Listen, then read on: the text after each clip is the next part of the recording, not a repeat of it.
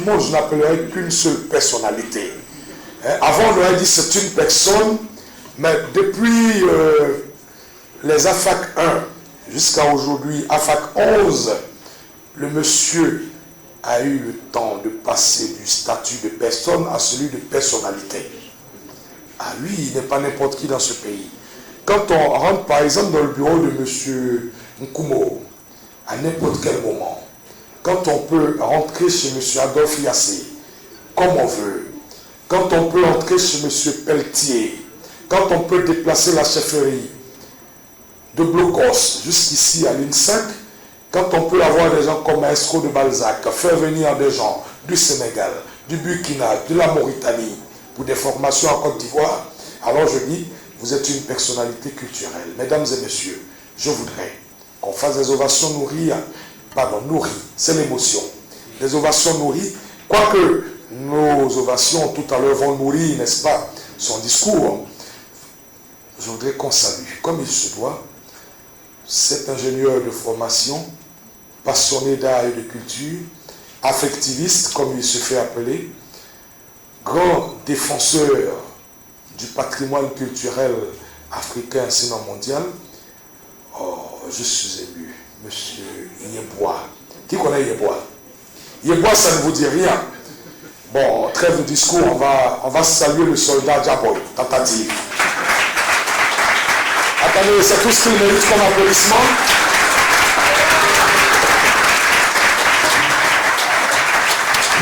Mais j'ai une question avant que Diaboy nous prenne le micro et tu vas confirmer avec la salle. Est-ce que le changement de statut de personne à personnalité, ça va aussi avec la poche de Diaboy? Bon, écoutez, ça, il faudrait qu'on pose la question au trésorier. Mais je pense que le statut financier, malheureusement, il n'a pas trop changé. Même si Diaboy maintenant s'habille comme nos parents de Blocos, je ne pense pas que ça ait produit beaucoup d'argent.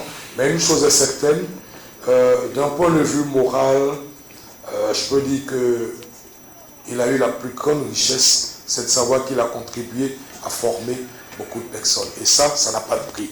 Diaboy.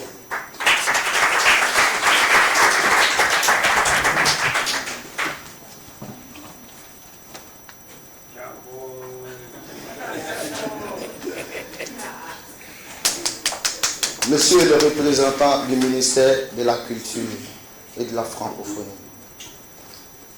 Monsieur le représentant de l'ambassade de France de Côte d'Ivoire, Monsieur Hervé Pelletier, conseiller adjoint de l'action culturelle et de la coopération. Bien évidemment, il n'est pas seul.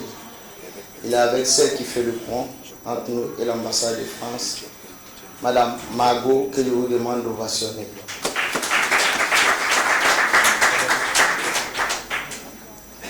Notre parrain attitré, cette légende de la musique ivoirienne, que je ne cesse de fatiguer à toute heure, M. Kagim.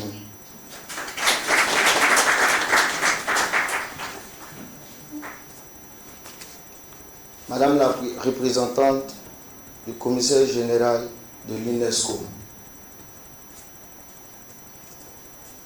Monsieur le commissaire général du FESPAM, experts et professionnels internationaux et nationaux, participants aux affaires